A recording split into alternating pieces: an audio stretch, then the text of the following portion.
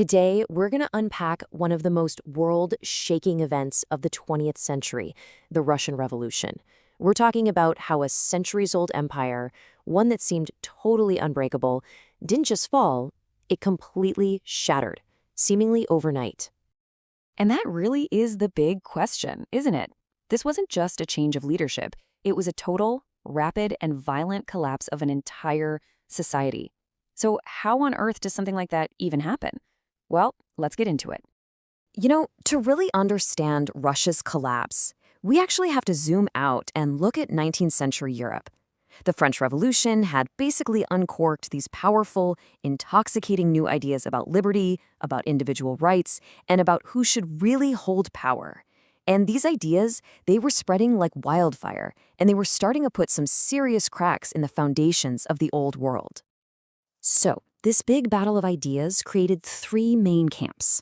First, you've got your liberals. They wanted things like an elected parliament. But, and this is a big but, they only wanted men with property to be able to vote. Then you had the radicals, who were way more extreme. They wanted a government based on majority rule, and many of them even supported a woman's right to vote. And then, of course, you had the conservatives. They saw all this change and were basically trying to slam on the brakes, hoping to preserve tradition. This wasn't just some friendly debate. This was fueling real political conflict all over Europe. Now, into this political tinderbox, you throw in the Industrial Revolution. This wasn't just about new factories and machines. It completely changed society. People flooded into cities looking for work. And while it created enormous wealth for some, it also created absolutely brutal working conditions for the masses. We're talking long hours, low pay, and awful housing. And all of this created a massive and massively unhappy new working class. So while all of Europe was feeling this heat, Russia was a whole different story. Think of it like a sealed pressure cooker. It had all the same tensions, but they were trapped and amplified inside this rigid, autocratic system that absolutely refused to bend. And just to give you a sense of the scale here, get this.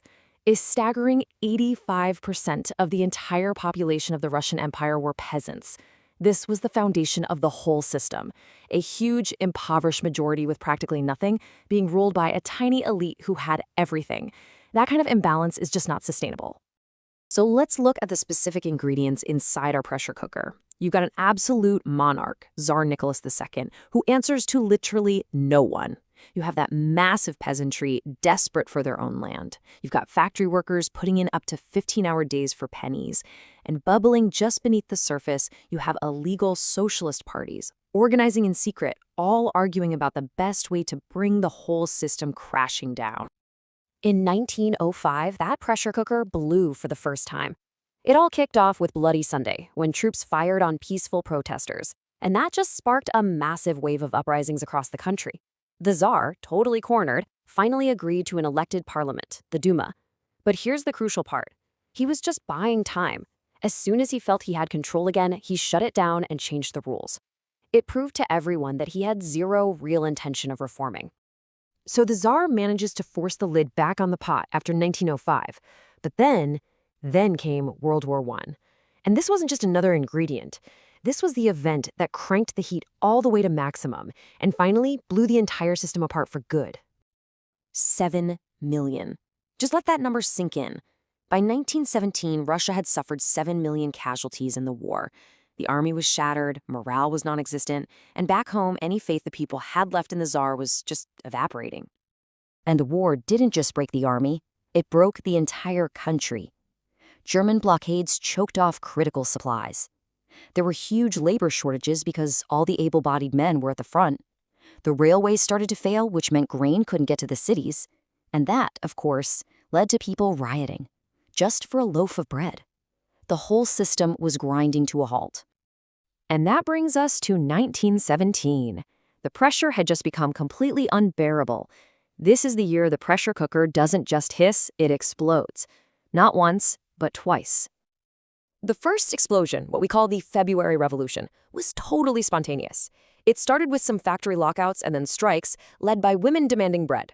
The Tsar ordered the army to shut it down, but this time, the soldiers refused. They actually mutinied and joined the protesters. And in just a few days, with literally no one left to defend him, the Tsar was forced to abdicate. 300 years of Romanov rule, gone. Just like that. Into this absolute chaos steps one of the most pivotal figures of the 20th century. Vladimir Lenin, the leader of the radical Bolsheviks, had been in exile for years. But now that the Tsar is gone, he rushes back to Russia. And he doesn't just have ideas. He has a clear, ruthless plan. Lenin's message was brutally simple and incredibly effective. Peace, land, and bread. Think about it. The new provisional government was fumbling, keeping Russia in the war, delaying land reform. And here comes Lenin, offering people the three things they desperately wanted: an end to the fighting, land for the peasants, and food for everyone else. It was a political masterstroke. And this is what set the stage for that second explosion. But unlike the spontaneous chaos in February, the October Revolution was a deliberate, planned, and ruthlessly efficient coup. Led by Lenin, the Bolsheviks didn't bother waiting for an election. On October 24th, they systematically took over the capital's infrastructure, the telephone exchanges, the railway stations, everything. By morning, it was all over. The provisional government simply vanished, and Lenin was in charge. So the old world was gone, completely obliterated. But what was going to replace it? The Bolsheviks now had this monumental task of building a brand new society from the ashes. And the aftermath, well, it would prove to be chaotic and unbelievably brutal. Their first moves were incredibly swift and radical. Right away, they nationalized all the banks and industry, yanking them out of private hands.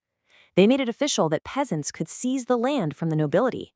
They got rid of all the old aristocratic titles and, to top it off, renamed their party the Communist Party.